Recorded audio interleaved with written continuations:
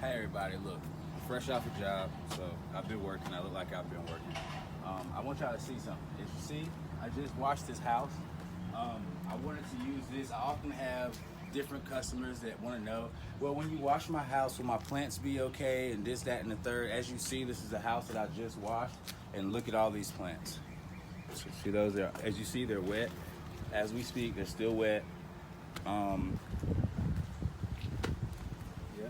So what we do is we actually get them really, really wet with just water before we even decide to spray our chemicals. So everything's already saturated with water before any chemical, which is safe, ever even touches it. And then it's rinsed again. So as you see, all the vegetation, house is clean, spotless. They're about to paint. I actually did this house wash to prepare for paint. So they're getting ready to paint it. You can see all the yellow new boards, siding rather.